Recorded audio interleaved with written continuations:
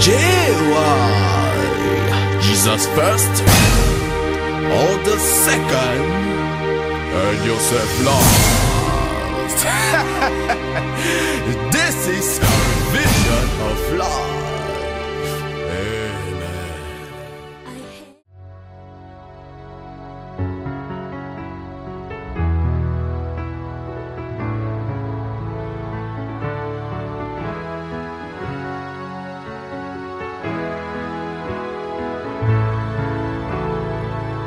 I give you honor, glory. I worship you, my Lord. You are worthy to be praised. Amis téléspectateurs de J.Y. TV, bonjour. Bonjour et bienvenue sur votre télévision dans le cadre de notre émission Dialogue Plus. Dialogue Plus reçoit pour vous une invitée de marque. Il est en voyage missionnaire. Il a traversé les océans rien que pour servir son Seigneur.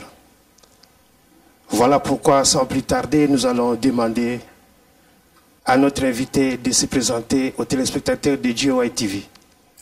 Merci beaucoup. Je suis le révérend Jean-Pierre Tchinkoulou. J'ai 58 ans d'âge et ça me fait une trentaine d'années où Dieu a voulu me choisir comme un de ses esclaves. Je suis résident au Canada et précisément à Montréal où Dieu me fait la grâce de diriger une assemblée. Et je suis le pasteur qui suis en déplacement, comme l'a si bien dit le serviteur de Dieu, pour une tournée ici en Europe. Un peu de mots, voilà un peu ce que je puis dire. La suite nous dira quoi. Pasteur, Ouais. est-ce que vous savez nous parler de vous? Comment êtes-vous venu au Seigneur? Ah, question très intéressante. Je suis venu au Seigneur, ça a été un concours de circonstances, sincèrement. J'ai ma grande sœur, je suis né d'une famille de 13 enfants, et dans cette famille, tout le monde à un moment donné avait reçu Christ comme Seigneur et Sauveur, sauf le malheureux que j'étais en ce moment-là. Je ne voulais pas du tout. J'ai été dans la boxe, dans le monde. J'étais versé dans cela. Et quand on me parlait des choses de Dieu, c'était ennuyeux pour moi. Mais un jour, il se fera que à la maison, un voleur est entré et il a pris tout ce qui faisait ma fierté de garçon de Bandal. Il m'a pris tous les habits, toutes les chaussures et tout ce qui faisait donc que je sois un bon garçon de Bandal. Et là, bon, ça m'a mis dans un garage. Je ne savais plus sortir. Heureusement que ma petite sœur, celle qui venait juste après moi, elle s'appelle Maggie Tchinkoulou, elle revenait d'un voyage d'Ouganda où elle était diplomate. Elle est rentrée avec son mari et en rentrant, bon, elle avait un peu d'argent. Moi, j'étais dans le garage. Vous comprenez que c'était une belle opportunité pour moi. Et autant elle venait, elle avait déjà reçu Christ là en Ouganda. Et c'est comme ça qu'elle m'a mené petit à petit. Ou à Mangembo, qui est une rue dans mon quartier. Elle me dirait que non, on prie. Et c'est comme ça que je ne suivais pas ma petite soeur, mais je suivais l'argent qu'elle avait. Parce que j'en avais besoin. C'est comme ça que le jour du culte, bon, elle s'approche de moi pour dire, bon, je vais passer à telle heure. Je dis, viens. Et on y allait. Et en y allant, le Seigneur versait la parole à moi. Et c'est de cette parole-là qu'il y a eu un changement brusque dans ma vie. tous ceux qui me voyaient ne me voyaient plus dans la rue. J'étais à la maison parce qu'il n'y avait pas d'habits. Hein. Il n'y avait pas des éléments qui pouvaient me permettre de sortir. J'étais terré dans la maison. Ma petite sœur venait me prendre. Et on en a profité pour m'envoyer des serviteurs de Dieu qui venaient me parler, qui venaient pour m'affermir. Et je peux dire donc que ce sont des serviteurs de Dieu de Bandal, de Mangembo, qui sont venus, ils m'ont parlé petit à petit de la parole de Dieu. Et ça s'affermissait en moi.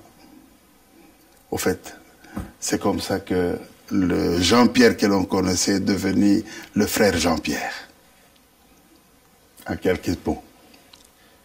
Vous avez évoqué le nom de Mangembo. Oui. Est-ce que vous savez nous dire la genèse de ces mots Mangembo? Mangembo vient d'où? Oui, je peux le dire parce que c'est un nom qui représentait juste une des rues de la commune de Bandal à Kinshasa, en RDC. Mais j'ai constaté que la plupart des rues de la commune de Bandal portent les noms des villes ou villages de la région, la province du Bas-Congo.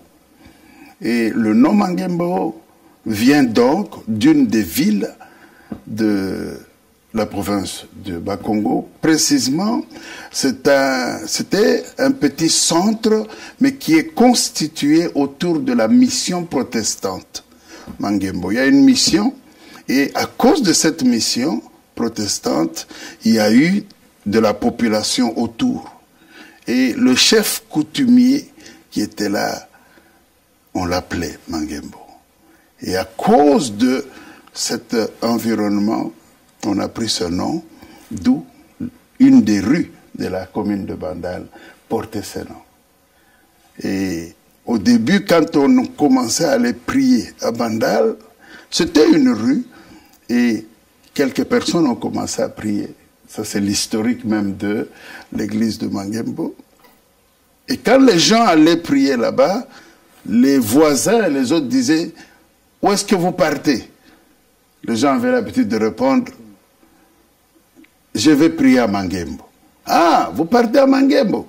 Tout le monde disait « Ah, vous partez à Mangembo, vous partez à Mangembo. » C'est au fait comme ça que cette assemblée a retenu ce nom de Mangembo. C'est ça, au fait, l'origine. Mais aujourd'hui, vous vivez au Canada. Est-ce que vous avez des responsabilités au Canada? Oui, je suis parti au Canada en tant que pasteur et surtout en tant que représentant de la communauté charismatique de Mangembo. C'est elle, ce n'est pas ma famille qui m'a envoyé là-bas, c'est la communauté charismatique de Mangembo qui a décidé d'envoyer un missionnaire pour le continent américain. Et pour le faire, on a cherché à voir parmi les connaissances qui sont ceux qui habitent une des villes de l'Amérique qui peuvent être un peu plus nombreux pour constituer une bonne base. Et parmi les autres villes, bon ben, c'était la ville de Montréal où on avait 3 personnes qui connaissaient, qui étaient membres déjà de la communauté de Mangembo. Ainsi, j'y suis parti. Donc je suis là-bas en tant que représentant de la communauté charismatique de Mangembo, installé à Montréal. Bon, ben, petit à petit, il y a des gens qui ne savaient pas que la communauté commençait le jour, qui sont venus, et on a aussi attiré certains voisins, les autochtones de la ville de Montréal. C'est ça. Mais il y a une question qui découle, puisque vous parlez de Mangembo au Canada. Alors, parlez-nous alors, Mangembo, il est organisé comment? Mangembo, c'est une communauté, et aujourd'hui, c'est parti, ça s'est suffisamment étendu, c'est pas encore la fin. Et Mangembo est dirigé par 3 pasteurs. Ces 3 pasteurs, ce ne sont pas eux qui ont fondé la communauté. La communauté a commencé de par un groupe charismatique un groupe de prière qui est dénommé groupe de prière Sacre-Cœur dans la commune de Gombe. Dans ces groupes-là, il y avait des enseignements bibliques et plusieurs personnes allaient au groupe charismatique Sacre-Cœur. Alors, à un moment donné, beaucoup de gens y allant ont suivi les affermissements. Et ces affermissements, un jour, le groupe se décidera à envoyer, à dire à tous ceux qui avaient suivi cette formation qu'ils étaient déjà capables aussi d'enseigner aux autres, qu'ils puissent, là où ils habitent, dans les différentes communes, qu'ils commencent aussi à distiller, à donner cet enseignement. C'est comme ça que 3 sœurs qui fréquentaient ce groupe-là, qui habitaient Bandal, se sont entendues pour se réunir. Je parle de 3 sœurs. Il y en a une qui s'appelait Angélique Moussouamba, elle est déjà décédée. Ensuite, il y a Clémentine Essalé. Et il y a la 3e, c'est Eugénie Nsatou. Les 2 autres sont encore vivantes, tandis que la première est décédée. Elles se sont décidées de se réunir dans l'une des parcelles familiales de l'une d'elles. C'est sur la rue Mangembo, numéro 5032. Et partant donc de ces lieux, elles ont commencé à se réunir petit à petit, jusqu'à ce qu'un jour, un certain Jean-Pierre Tchinkoulou est arrivé, jusqu'à ce qu'un certain Espérance Mbakadi est arrivé, ainsi plusieurs personnes se sont rejoints à elle.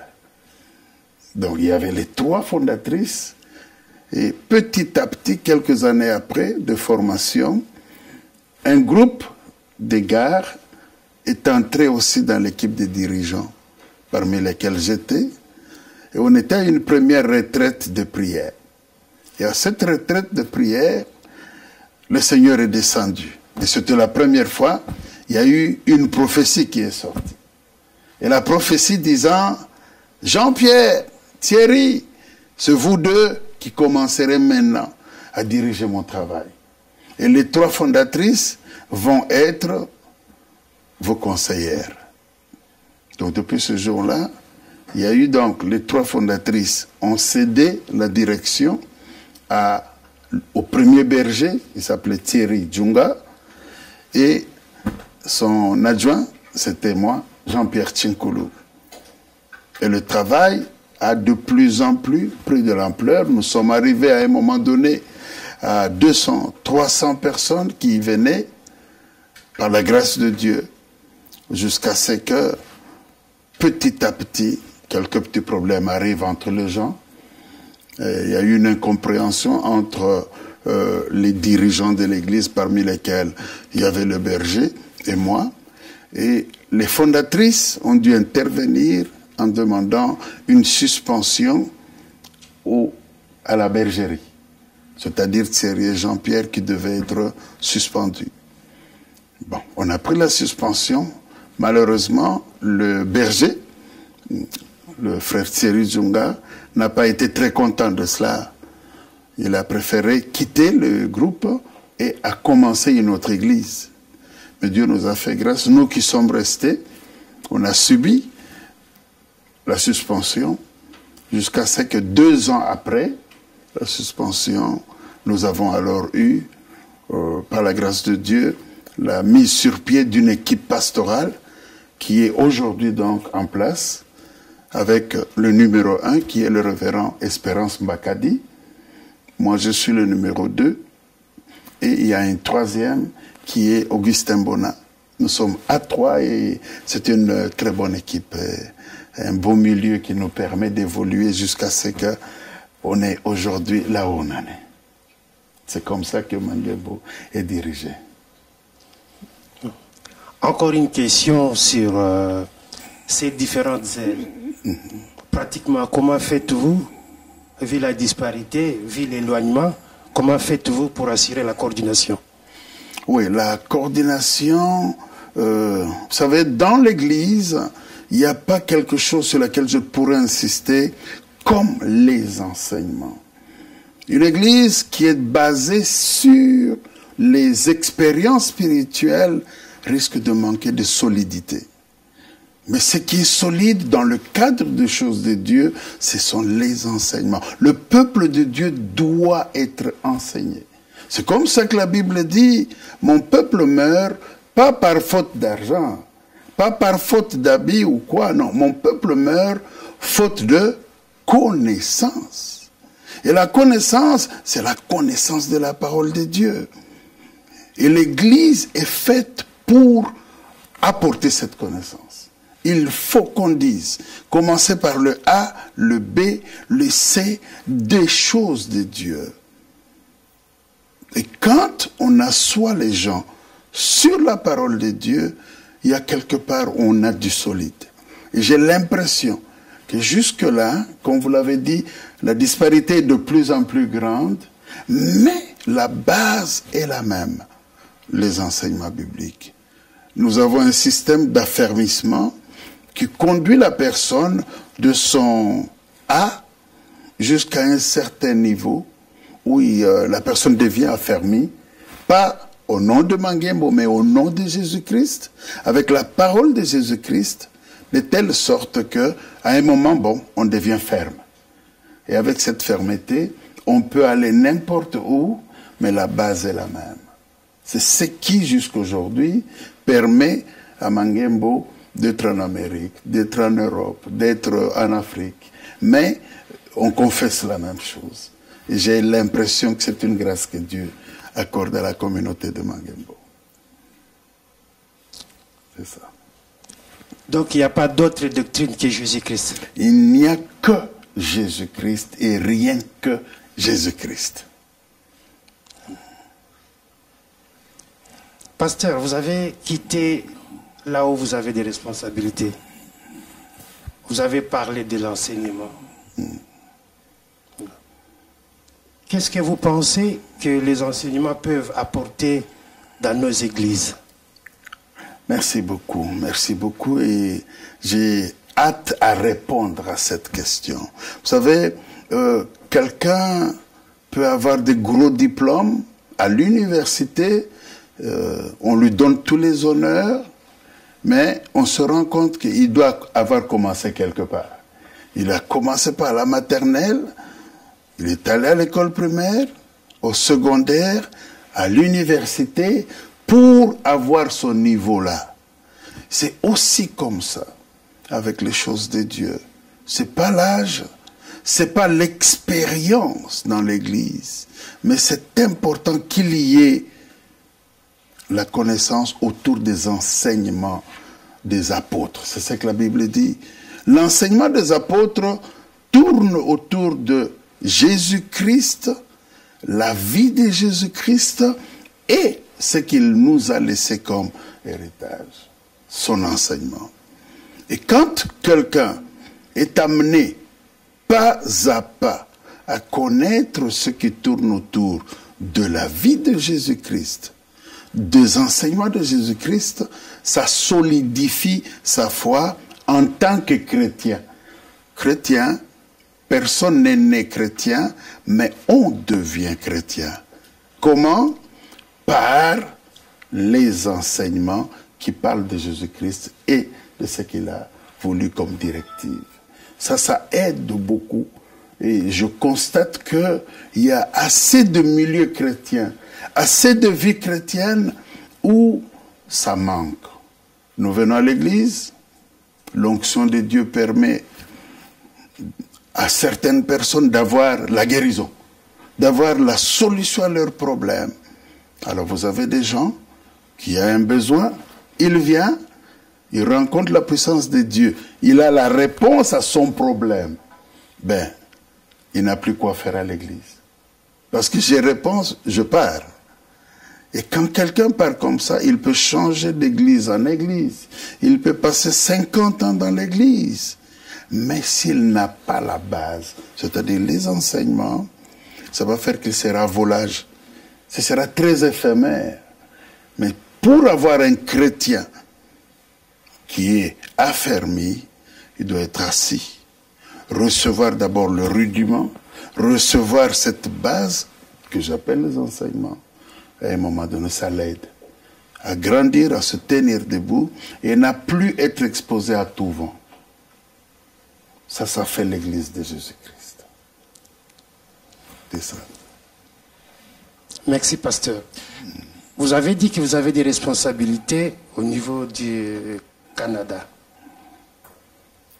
Est-ce que vous savez nous donner votre emploi du temps? Comment fonctionne le pasteur que vous êtes? Ah oui, c'est vrai que le terme pasteur est devenu presque un titre. Mais je pense que c'est plutôt une responsabilité. Un pasteur n'a plus de vie privée pratiquement. Pourquoi je dis pratiquement? Parce que il est comme un parent, mais de plusieurs enfants. Et des enfants peut-être qu'il ignore, même des enfants qui sont plus âgés que lui. Alors l'emploi des temps est souvent difficile, mais c'est important qu'un pasteur soit discipliné et organisé. Moi, par exemple, j'ai un horaire au travail. C'est-à-dire, le lundi, c'est un jour où les gens qui me connaissent, ceux qui travaillent avec moi, savent qu'il ne faut pas aller déranger le pasteur ou le téléphoner. Le mardi, mercredi, jeudi et vendredi, on sait qu'à 9 heures juste, il est au bureau. Et quand le pasteur est au bureau, il y va comme ça, jusque généralement à 6 heures du soir. Si c'est un jour de réunion, là j'arrête donc de recevoir à 4 heures de l'après-midi, 16 heures, pour me concentrer à la réunion que j'ai à 6 heures du soir. Ça, c'est un horaire que j'affiche partout. À l'église, tout le monde doit être informé de cet horaire. Et le week-end, pour beaucoup, c'est le week-end, le temps free. Mais pour moi, pour l'église, c'est le temps ouvert. Ce sont des jours ouvrables. Le samedi, je suis obligé d'être là avant midi parce que il y a souvent une autre réunion qui peut se faire, soit avec un groupe tel ou avec telle organisation. Et l'après-midi, il y a le groupe de musique qui vient pour faire sa pratique.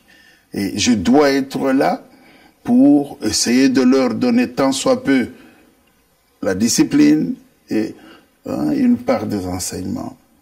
Et vers les 6 heures du soir, je termine avec eux et je rentre. Quand je rentre, le dimanche, on peut me voir après le service.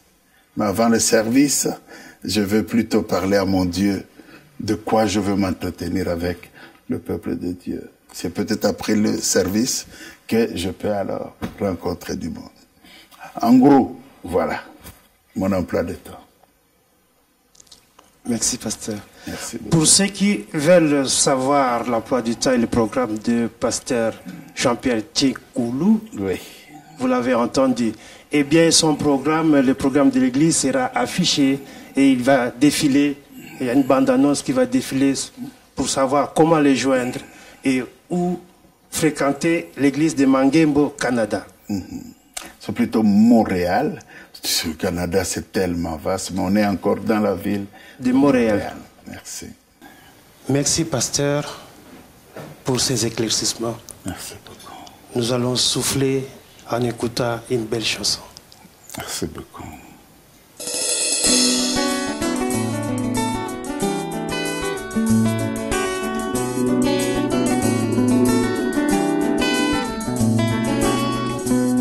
Quand tout le monde va à gauche, si ce n'est pas ta volonté, moi j'irai à droite pour ne faire que ta volonté.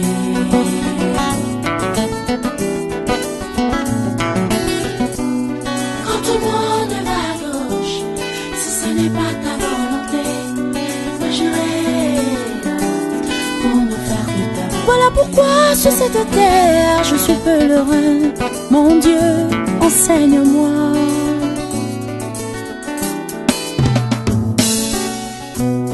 Il ne pouvait pas comprendre qu'il était parmi eux. Et pourtant c'est bien lui qu'ils attendaient depuis tous les temps. Mon Dieu, enseigne-moi. Oh, oh, oh. Ils ne pouvaient pas comprendre qu'il était parmi eux. Et pourtant c'est bien lui qu'ils attendaient depuis tous les temps. Mon Dieu, enseigne-moi à bien compter mes jours sur cette terre. Mon Dieu, conduis-moi, Oh, oh, fais-moi connaître tes fais-moi connaître tes voies. Enseigne-moi, Conduis-moi, mon Dieu, conduis-moi, fais-moi connaître tes fais-moi connaître tes voies. Enseigne-moi. Quand tout le monde va à gauche, si ce n'est pas ta volonté, moi j'irai à droite pour me faire de ta volonté.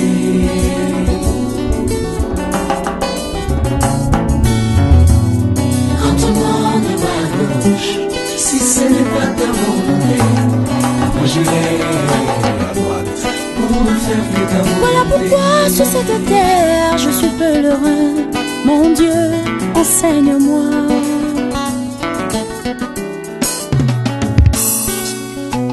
Je franchis cette limite de non-retour parce que mes yeux sont fixés là où il y a ma récompense. Mon Dieu, enseigne-moi.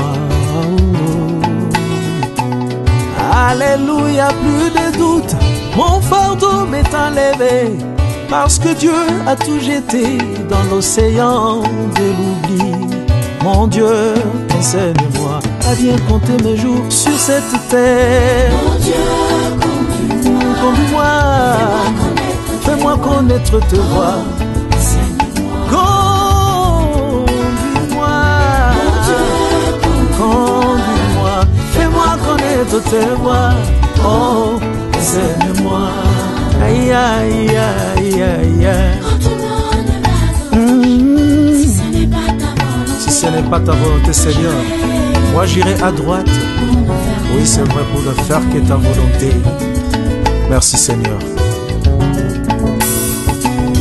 quand tout le monde va à gauche, si ce n'est pas ta volonté, Moi j'irai, moi j'irai à droite pour ne faire que ta volonté.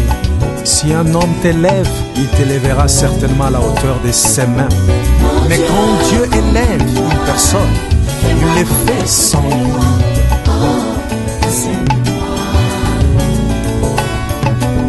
mon Dieu, conduis-moi, fais-moi connaître tes voies. Oh, enseigne-moi.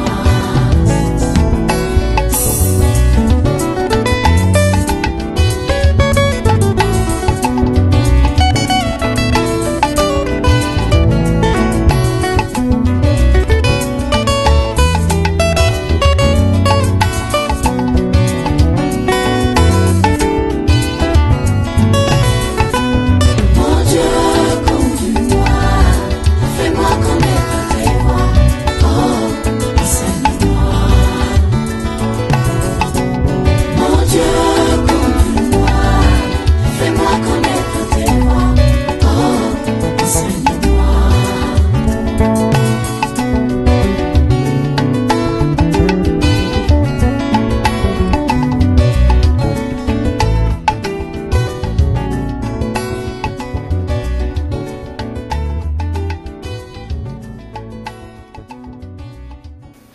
Nous venons d'écouter la chanson Conduis-moi de notre frère Jean-René Balekita, à qui nous saluons, nous transmettons nos salutations. Pasteur, Oui. vous êtes à Liège depuis quelques jours, rue Nicolas Lalou à Herstal.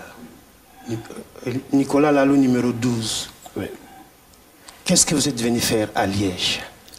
À Liège, je suis venu pour entrer en connaissance du peuple que le Seigneur a disposé ici pour recevoir sa parole. J'avais un programme d'un séminaire intitulé Dieu peut. Et à ce séminaire qui est parti du samedi, le 8, et qui a pris fin le dimanche 9 à notre succursale de Mangembo, Liège. C'est ce que je suis venu faire. Pour tous ceux qui n'ont pas pu assister au séminaire et pour les téléspectateurs de GOI TV, est-ce que c'est possible de les exhorter à nouveau, de leur résumer votre séminaire? Bien volontiers, bien volontiers. J'ai apporté ce message au peuple parce que c'est une profonde conviction. Il y a beaucoup de chrétiens qui fréquentent les églises, qui aiment Dieu, mais en dehors de l'église, ils ne sont pas encore vivants aux cieux. Ils sont ici sur terre. Et ici sur terre, il y a des réalités qui les environnent.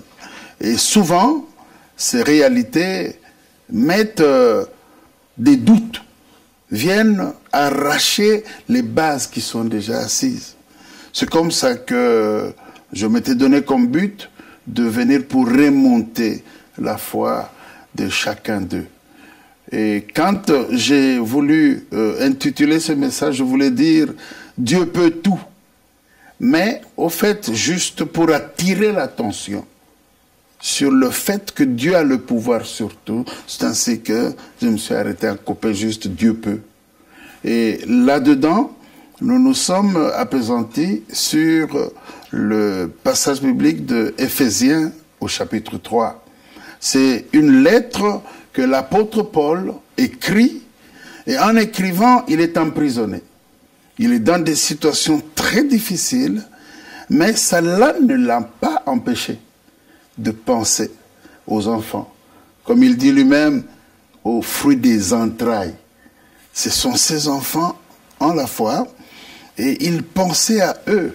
C'est comme ça que dans Éphésiens 3, partant du verset 12, c'est de là où je suis parti, il est en train de faire une prière d'intercession. Il est en train donc de s'adresser à Dieu pour une qualité des gens. En passant, j'exhorte même les gens que c'est une prière efficace, une prière qui touche le cœur de Dieu, mais surtout une prière qui paye beaucoup dans la vie des gens, si nous pouvons prendre le temps pour prier pour les autres, prier pour nos familles, prier pour notre pays, prier pour notre église, prier pour nos pasteurs. C'est des prières que Dieu aime. Parce qu'il sait que chacun de nous a des problèmes, mais nous oublions nos problèmes pour les autres. Oh, Dieu est content en cela. Paul est en train donc d'intercéder pour le peuple. Or, le peuple pour qui Paul intercède, lui, il a été qualifié par Jésus comme l'apôtre des païens. Il est en train de prier pour que les païens à qui il a parlé du Seigneur Jésus, que ce païen puisse avoir trois choses. Il n'a pas demandé que les païens puissent avoir leur voiture, qu'ils puissent avoir l'argent, qu'ils puissent avoir la santé physique, matérielle. Non. Nous avons étudié que la première pétition que Paul avait pour son peuple, ceux-là qui sont au dehors, c'était que Dieu puisse les fortifier puissamment par l'esprit, mais il demande pour leur homme intérieur. Ça a été une pétition qui m'a beaucoup frappé, parce qu'il ne s'est pas intéressé au matériel, parce qu'après tout le matériel va passer. Mais ce qui ne passera jamais, c'est ce que notre cœur a comme élément. C'est comme ça qu'il commence par là. Et j'ai voulu dire au peuple que les attaques que nous subissons, les luttes que nous avons dans le monde, c'est moins pour les choses extérieures, mais c'est plus pour notre intérieur. Le diable a attaqué Joseph, pas à cause de sa tunique multicolore, mais c'est plutôt à cause de ce qu'il avait reçu de Dieu. Ce qu'il avait déjà en lui. Le destin que Dieu avait posé déjà en lui, c'est ce que le diable attaque. Beaucoup d'entre nous, nous subissons des attaques, pas parce que nous avons une voiture, parce que nous avons ceci et cela, mais c'est beaucoup plus à cause de l'appel que Dieu a déjà fixé sur nous. Je voulais éveiller le peuple de Dieu, qu'il fasse attention, comme Paul attire l'attention, que Dieu nous donne la force. Nous sommes dans l'église, j'ai remarqué, beaucoup sont hypocrites. Nous venons avec une autre face, mais le cœur dit autre chose. Vous avez des gens qui sont dans l'église, qui aiment Dieu, mais ils pensent impressionner les autres. Je veux faire ceci pour que le pasteur trouve que je suis bon. Je veux faire ceci pour que les sœurs et les frères m'apprécient. Mais le frère, s'ils vont m'apprécier, est-ce que Dieu va m'apprécier? Ça, c'est un hic que chacun doit se poser. Beaucoup d'entre nous, nous vivons faux. Nous venons à l'église, mais nous ne expérimentons pas la profondeur de la parole parce que notre homme intérieur est autre que ce que nous montrons. Voilà pourquoi j'ai beaucoup insisté. J'ai même demandé au peuple de Dieu que je n'irai pas à la suite avec les autres demandes si ce n'est d'abord insister sur la première demande. Je disais que la prière d'intercession de l'apôtre Paul dans Éphésiens 3, c'était presque comme une marche de l'escalier. Il fallait réussir d'abord la première marche pour que nous montions à la deuxième marche. Quand quelqu'un a l'homme intérieur régénéré, il peut alors vivre tout ce qui suit. Il peut alors avoir les biens que le Seigneur promet. C'est comme ça que j'ai beaucoup insisté.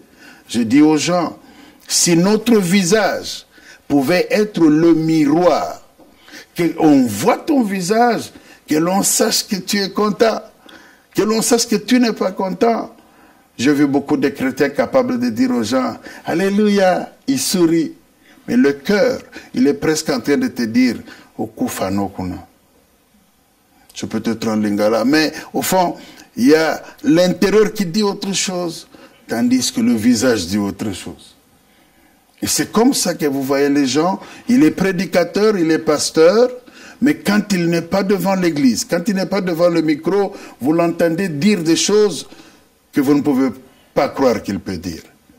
Vous avez des serviteurs dans la chorale, quand ils chantent, c'est vraiment l'alléluia formidable. Mais quand il est à la maison, on vous dit, mais c'est que cette personne, elle est vraiment choriste chez vous, parce que ce qu'elle fait est contraire à ce qu'elle nous présente.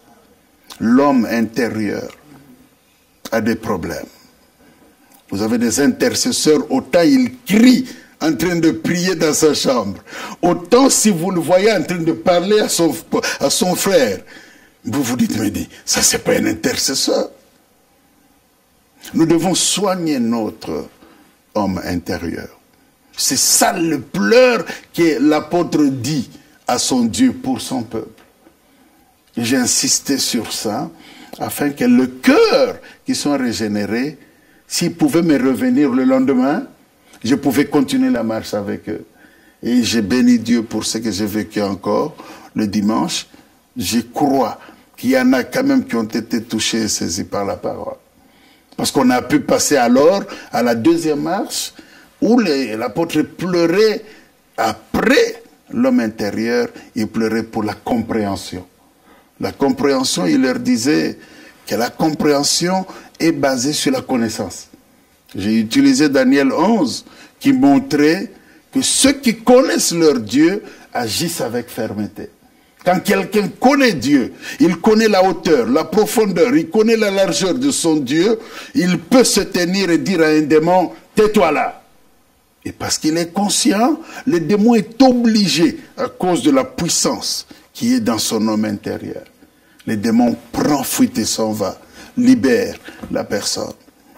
Le chrétien a une puissance, mais il est question qu'il se soigne et qu'il marche comme il faut. J'avais dit au peuple de Dieu que Dieu ne peut pas venir remplir un verre qui est rempli. Donc ton verre est rempli, la meilleure des choses, c'est d'abord de le vider.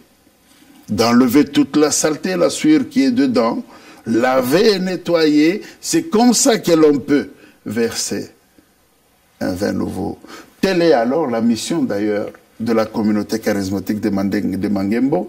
C'est ça la vision, nous disons, c'est la saison du vin nouveau et des outres neuves. Une vieille outre ne peut pas contenir du vin nouveau, parce que le vin nouveau est puissant. Et la vieille outre va se déchirer et on va perdre le vin. Mais pour celui qui peut être au clair avec cette vision, nous devons prendre d'abord, comme je l'ai dit, un verre qui a des choses dans son intérieur. D'abord, jeter ce qui est à l'intérieur.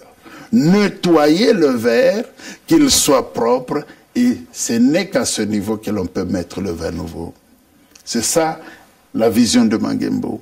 Et quand quelqu'un a un esprit régénéré, quand quelqu'un a l'homme intérieur régénéré, il peut émettre de bonnes pensées. Il peut alors la recevoir, la connaissance, la compréhension des choses de Dieu. Et quand il comprend, quand il connaît, c'est la troisième marche qui est la plénitude de Dieu. Toute la plénitude de Dieu. Vous pouvez voir quelqu'un dire maintenant, j'ai besoin d'argent. Et comment je veux faire pour ça? À peine qu'il se dit ça dans une idée, or pendant ce temps-là, il s'accorde avec Dieu. Vous voyez quelqu'un toquer et dire, excusez-moi, il y a quelqu'un là-bas qui m'a envoyé pour déposer de l'argent à telle personne. Vous vous dites, mais ça c'est mystérieux. Oui, les choses de Dieu passent par un mystère quelque part. Surtout si on n'est pas spirituel. J'ai voulu exhorter le peuple de Dieu sur ces trois bases. Et quand je priais, avant de terminer ce séminaire, le Seigneur a mis à mon cœur que la plénitude qu'il a envoyée aujourd'hui sur le peuple, c'était comme la plupart d'entre ceux qui allaient venir à l'assemblée, étaient des gens qui avaient le cœur, qui ont perdu quelque chose. Il y en avait qui pouvaient avoir perdu de l'argent, d'autres ont perdu de mariage, d'autres ont perdu leur stabilité, ils n'ont pas de documents pour immigration, d'autres ont perdu quelque chose. Et il nous a donné dans la Bible, dans 1 Samuel 9, le cas de Saül, non de Saul, qui est le premier roi d'Israël. Et cet homme-là, on l'a connu juste un jour où ses parents avaient perdu des ânesses. Et parce qu'ils avaient perdu des ânesses, maintenant là, le papa l'envoie pour aller chercher les ânesses. Le voilà qui s'en va parce que l'économie entière de la famille était en danger. Donc il fallait retrouver ça. Il s'en va, il va chercher partout. Or, dans l'entretemps, Dieu avait déjà pris soin de lui. Dieu s'était chargé de dire déjà à une personne bien préparée, qui était le prophète Samuel, il lui avait dit, va comme ça, je vais te montrer quelqu'un. Et cette personne-là, il faut que tu aies déjà organisé une fête pour lui. Et la fête sera organisée, invite une trentaine de personnes, mais garde la table parce que je vais te montrer la personne. Alléluia. Dieu est merveilleux. Quand nous nous tourmentons à aller chercher nos problèmes, nos solutions, on oublie aussi que lui, c'est lui notre Père avant tout. La vie que nous avons, c'est lui qui nous l'a confiée. Et s'il a donné une vie à quelqu'un, il a déjà pris les dispositions nécessaires pour que nous puissions trouver solution. Pendant que Saül était en train de chercher, Dieu était déjà en train de préparer une fête pour lui. Il avait invité les gens. Il y avait même une table d'honneur. Et il y avait même déjà un plat bien préparé pour lui. Oh, je dis à quelqu'un qui me suit maintenant à la télé, que toi qui souffres, toi qui pleures, qui te dis c'est perdu, je veux te dire, ce n'est pas perdu au nom de Jésus. Mais pendant que toi tu crois être perdu, il a déjà pris une disposition. Il a déjà même préparé une table. Il a déjà aussi préparé ce qu'il te faut pour que le pleur parte, que le sourire prenne place. C'est ça en fait la spécialité de notre Dieu. Et je disais au peuple que Dieu m'a envoyé comme une bouche autorisée pour appeler à l'existence ce qui n'existe pas. C'est comme ça que Dieu fait. Il peut me donner juste de l'argent, mais par la parole. Je peux demander, Dieu, mais donne-moi ceci. Mais je veux dire à quelqu'un, l'argent dont tu as besoin n'est pas dans les cieux. Aux cieux, l'argent n'entre pas. Aux cieux, mais c'est les lieux le merveilleux où il n'y a pas de choses matérielles. Mais l'argent dont on a besoin, tout ce dont nous avons besoin se trouve aux mains des hommes. Ainsi j'ai dit au peuple de Dieu que la méthode de Dieu, c'est l'homme. La méthode de Dieu, c'est l'homme. Alors quand nous négligeons les enfants, quand nous négligeons le voisin là-bas parce qu'il est de petite taille, quand nous négligeons le voisin là-bas parce qu'il est trop grand de taille, parce que nous négligeons le voisin parce qu'il est blanc, il est noir, nous faisons une erreur parce que peut-être c'est lui qui a ton argent. C'est lui qui sera le mari de ta fille. C'est lui qui sera ton patron au boulot. La méthode de Dieu, c'est l'homme. Il utilise toujours l'homme. Nos problèmes ont des solutions à travers les hommes. Et le Seigneur avait mis à ma conviction que je lâche une prière, une parole qui puisse appeler ces hommes-là, qui ont l'argent des frères, qui ont les solutions des sœurs, qu'ils puissent entrer en rencontre avec elles. Telle est la prière que j'ai dû faire. C'est ça, au fait, le séminaire que nous avons eu pendant ce temps ici. C'était la raison pour laquelle je suis venu ici, à Liège. C'est ça. Merci, pasteur, parce que non seulement vous avez tenu un séminaire, mais à travers GOI TV, tous ceux qui n'ont pas pu se déplacer sont également enseignés et sont également bénis. Gloire à Dieu. Et c'est le plus grand privilège que nous avons à GOI TV de recevoir des bouches autorisées, des personnalités, des serviteurs. Et présentement, dans le cadre de cette émission Dialogue Plus, c'est un échange. Gloire. Voilà pourquoi nous avions un plaisir de vous recevoir. Merci beaucoup. Mais savez-vous nous dire la suite de votre programme, puisque vous n'êtes pas d'Europe? Oui. La suite de votre programme, elle est comment? Oui, je suis venu pour 5 semaines. Demain matin, il y a les amis de Mangembo, Bruxelles, qui viennent me prendre. Je vais travailler avec eux. Et je prendrai un jour où j'irai à Mangembo, à Düren, en Allemagne. Et je vais revenir pour terminer la semaine avec Bruxelles. Et après Bruxelles, j'irai sur Paris. Sur Paris, je vais aussi travailler avec Mangembo Paris. Je ferai une semaine. Et après une semaine, je vais prendre 2 jours de repos à Strasbourg. Je n'ai jamais été là, mais je dois avoir une famille qui est aussi là-bas. Et après Strasbourg, je vais à Lyon. Nous avons aussi une assemblée à Lyon. Je vais passer vendredi, samedi et dimanche avec un séminaire chez eux. Et après, je vais terminer mon séjour à Genève. Là, il y a Mangembo aussi à Genève. Et je vais terminer là-bas. Et là, je prends encore 2 jours de repos ici. Et Paris pique. Je rentre chez moi à Montréal. C'est un peu ça ma tournée. Notre émission va bientôt toucher à sa fin. Yes.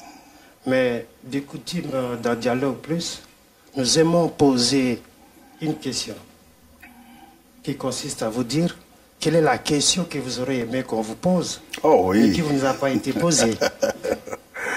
Bon, écoutez, le pasteur, ça parle beaucoup, hein? Ça parle beaucoup, mais je pense que vous m'avez donné l'opportunité de m'exprimer. Peut-être, il y a des moments où je me dis, peut-être il m'aurait posé la question sur ma femme, hein? C'est vraiment une compagne. Elle est ouverte, la question. Elle est ouverte. Je suis marié à Madame Valence Sangara. Si elle me suit, je l'aime durement. Je l'aime dangereusement. Wow. Je l'aime fortement. Oh. Et c'est une personne, si elle n'était pas dans ma vie, je pense que j'aurais eu beaucoup de problèmes. Oh. Je suis de nature à courir trop rapidement et elle est de nature à m'arrêter, à me ralentir. Et elle a réussi. C'est la raison pour laquelle elle est à vous apaiser. Oui. À me remettre à une d'entendre. certaine limite. Je crois que vous avez été formidable avec toutes les questions à m'ouvrir et je bénis Dieu pour ça. Merci beaucoup. Est-ce qu'il y a un mot de la fin ou des remerciements, des salutations? Ah oui, le mot de la fin, je veux remercier ces instances. Cette institution, j'appelle ça une institution. Au Canada, vous êtes beaucoup suivis. Merci. Vous êtes beaucoup suivis. J'ai l'impression que vous faites le travail du Seigneur tel qu'il le faut. Vous n'êtes pas le seul sur le marché. Il y a plusieurs sites, plusieurs choses. Et on verse dans une envie, c'est ce que je lis, hein, ça c'est mon impression, on verse dans une envie de faire la différence.